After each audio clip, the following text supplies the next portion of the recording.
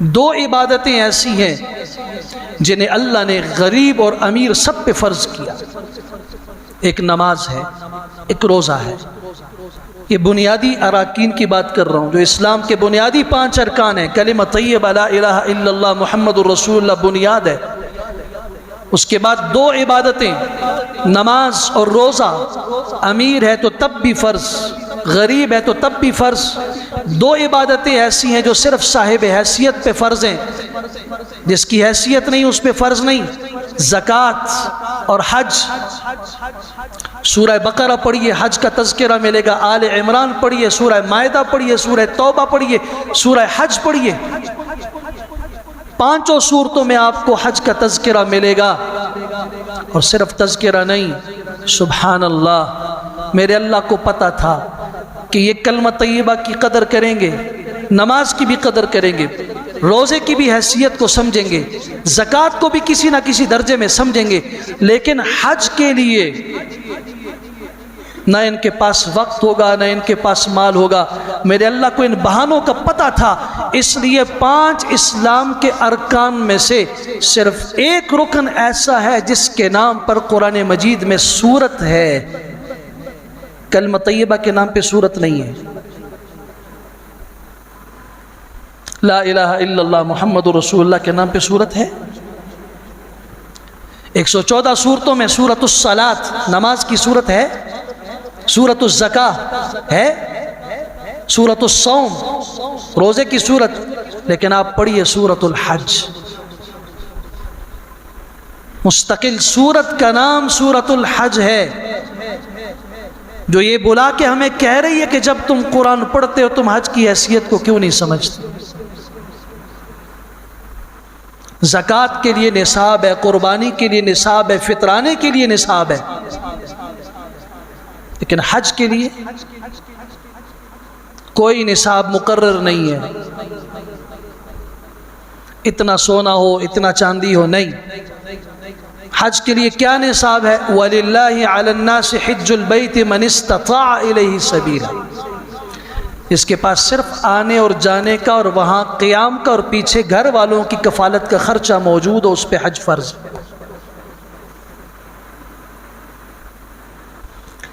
اگر 40 دن وہاں رہنا ہے، 20 دن رہنا ہے، آنے جانے کا سفری خرچ، وہاں قیام کے دوران کھانے پینے کا خرچ اور پیچھے گھر والوں کا اتنے دن کھانے کا انتظام ہے، اس آدمی کے اوپر حج فرض ہے.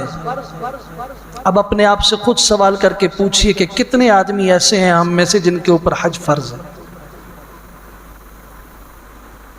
اور امام الانبیاء صلی اللہ علیہ وسلم نے فرمایا جس آدمی کے اوپر حج فرض ہو جائے فَلْيُعَجِّلْ، جلدی کرے. وہ کیوں؟ اس لیے کہ بیماری بھی آ سکتی ہے، اس لیے کہ ضعف بھی آ سکتا ہے، اس لیے کہ کوئی ایسا کام آ جائے گا، مجبوری آ جائے گی کہ یہ جانا چاہے گا مگر وہ کام اس کے پاؤں پکڑ لے گا اور یہ نہیں جا سکے. اگر میں اس کی حساسیت کی بات کروں تو ایک جملہ کافی ہے.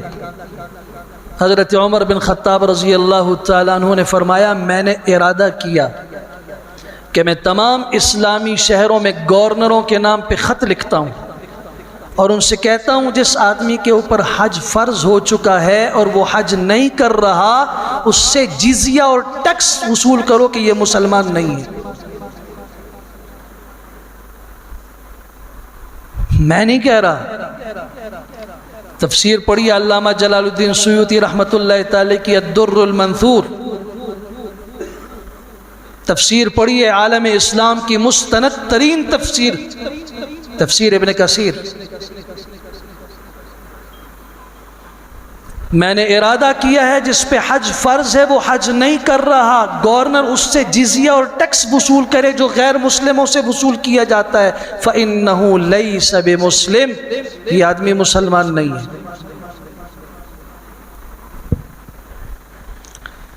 سیدنا ابو ہریرہ رضی اللہ عنہ کی روایت بخاری مسلم میں امام الانبیاء صلی اللہ علیہ وسلم نے فرمایا العمرۃ الی العمرۃ کفارۃ لما بینہما، ایک عمرہ کرنے والا اس کے بعد جب دوسرا عمرہ کرتا ہے، ان دو عمروں کے درمیان اس سے جو گناہ ہوئے ہوتے ہیں اللہ تعالیٰ ان دونوں عمروں کو بیچ کے گناہوں کے لیے کفارہ بنا دیتا ہے۔ اور جہاں تک حج کا تعلق ہے والحج المبرور لیس له جزاء الا الجنہ، حج مقبول کی جزا تو جنت کے سوا اور کچھ ہے ہی نہیں، وہ تو جنت ہی جنت ہے۔ ام المومنین سیدہ عائشہ صدیقہ رضی اللہ تعالیٰ نے عرض کیا رسول اللہ صلی اللہ علیہ وسلم، ہم خواتین جہاد کا سفر نہیں کر سکتی، غزوات میں عام طور پہ ہمیں نہیں جانے دیا جاتا، تو آپ ہمیں اجازت دیں کہ ہم بھی کسی جہاد کے سفر میں جائیں، مجاہدین کے شانہ بشانہ ہم بھی لڑیں، تاکہ جو مجاہدین کو اجر مل رہا ہے وہ ہمیں بھی ملے۔ تو رسول اللہ صلی اللہ علیہ وسلم نے فرمایا خواتین کے لیے حج سے بہتر اور کوئی جہاد نہیں ہے، تمہارے لیے تو بہترین جہاد ہے حج کا۔ اسی لیے ام المومن سیدہ عائشہ فرماتی ہیں پھر جب تک وہ زندہ رہی ہیں کسی سال کا حج ان سے نہیں مس ہوا۔ کاش کہ آج مجھے اور آپ کو حج کی حیثیت سمجھ آئے۔ حضرت عبداللہ ابن عباس رضی اللہ تعالیٰ عنہ نے زندگی میں 11 حج فرمائے۔ امام اعظم ابو حنیفہ رحمۃ اللہ تعالی علیہ کے متعلق الجواہر المضیہ فی مناقب ابی حنیفہ میں لکھا ہے حضرت نے زندگی میں کبھی حج ضائع نہیں کیا، 55 سال تک مسلسل حج کرتے رہے۔ حج بھی کہاں سے؟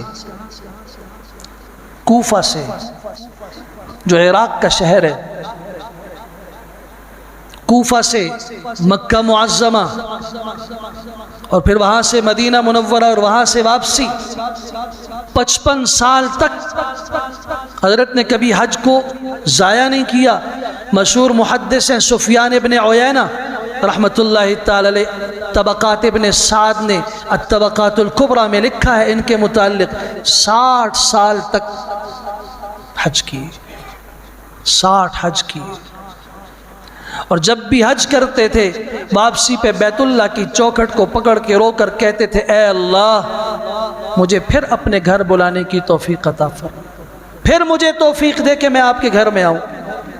60 سال ہو گئے، اب فرمایا اب مجھے حیا آتی ہے، اب مجھے حیا آتی ہے کہ میں پھر عمر مانگوں اور پھر کہوں اللہ مجھے بلا۔ اب خیر کے ساتھ اللہ اپنے پاس ہی بلا لیجیے۔ ابن سعد رحمۃ اللہ تعالی نے لکھا ہے اس کے بعد جب واپس گئے ہیں آئندہ حج آنے سے پہلے انتقال ہو گیا۔ ان لوگوں کو حج کی حیثیت کا علم تھا،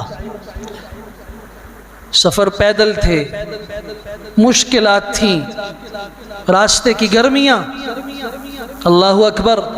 مالک ابن دینار رحمۃ اللہ تعالی تابعی ہیں۔ تابعی وہ خوش نصیب شخص ہوتا ہے جس نے صحابی کو ایمان کی حالت میں دیکھا ہوتا ہے، جس کے اور رسول اللہ صلی اللہ علیہ وسلم کے درمیان میں صرف صحابی کا واسطہ ہوتا ہے۔ یہ بڑے تابعین میں سے ہیں، خود فرماتے ہیں کہ انتہائی گرمی کے موسم میں، جلسہ دینے والی گرمی میں نے ایک معذور آدمی کو زمین پہ گھسٹتے ہوئے سرین کے بل چلتے دیکھا، سرین کے بل زمین پہ گھسٹ کے جا رہا ہے۔ میں نے کہا بھائی کدھر جا رہے ہو؟ اس مشقت میں، اس گرمی میں دیکھو کوئی جانور تک سائے کے باہر نہیں ہے۔ اس نے کہا میں حج کے سفر پہ جا رہا ہوں، آؤ ذرا سائے میں بیٹھو، میرے گھر میں آرام کرو، کچھ کھانا کھاؤ، پانی پیو، پھر چلے جانا، میں تمہیں سواری دے دیتا ہوں، آسانی ہو جائے گی۔ اس نے کہا کہ جب کوئی کسی بڑے کا جرم کر لے اور مجرم جب اس شخص سے معافی مانگنے کے لیے جائے تو وہ دو زانوں ہو کے بیٹھتا ہے، وہ سواری پہ بیٹھ کے نہیں جاتا، ساری زندگی اپنے رب کی نافرمانی اور جرائم کی ایک انبار لگا کے آج اللہ کے ہاں معافی کے لیے جا رہا ہوں، مجھے حیا آتی ہے کہ میں سواری کے اوپر بیٹھ کے جاؤں۔ میں تو اس مجرم کی طرح ہوں جو مجرم جس کا جرم اور حق تلفی کرتا ہے، اس سے معافی مانگنے جاتا ہے تو اپنی پگڑی اس کے پاؤں میں رکھ دیتا ہے۔ عرب لوگوں کا دستور ہے کہ جب وہ معافی مانگتے ہیں تو اپنے سر کے اوپر پگڑی ہے یا ان کے سر کے اوپر جو رومال ہوتا ہے اور اس کے اوپر جو وہ رسی عقال ہوتا ہے اس کو اتار کے پیر میں ڈال دیتے ہیں کہ ہماری عزت آپ کے پاؤں میں ہے، ہم نے اپنی عزت آپ کے قدموں میں رکھ دی ہے، معاف کر دیجئے۔ تو مجرم اس انداز سے جاتا ہے معافی مانگنے کے لیے، میں اتنی زندگی گناہ کر کے اور جرم کر کے اپنے رب سے معافی مانگنے جا رہا ہوں بیت اللہ کی طرف، تو حیا آتی ہے کہ سواری پر شاہانہ طریقے سے کیسے جاؤں، میں اسی طرح گھسٹ کے جاؤں گا۔ سواری نہیں لی، مشقت میں اپنے آپ کو برداشت کر کے وہاں پہنچا۔ مالک ابن دینار بھی حج کے لیے گئے، مینا کے اندر دیکھا شیطان کو کنکریاں مارنے کے بعد کچھ ہجوم لگا ہوا ہے، قریب گئے تو وہی شخص، وہی معذور اپنے رب کے ہاں دعا کر رہے، اے اللہ آپ نے اتنا کرم فرمایا کہ مجھے یہاں آنے کی توفیق عطا فرمائی، نہ میرے پاس توشہ تھا، نہ سواری تھی، نہ مال تھا، کچھ بھی نہیں، خالی ہاتھ چلا، سرین کے بل گھسٹتے ہوئے چلا، آپ نے فضل فرمایا، کرم کر کے مجھے اپنے پاس آنے کی توفیق دی، اپنا گھر دکھایا، مجھے عرفات لے گئے، منی لے گئے، مزدلفہ لے گئے، مجھے مشاعر کا چکر لگوایا۔ اب لوگ قربانیاں کریں گے، میرے پاس تو کچھ نہیں کہ میں قربانی کے لیے کچھ کر سکوں، میں اپنی جان آپ کے لیے قربان کرنے کے لیے حاضر ہوں، اللہ میری جان قبول کر لیجئے۔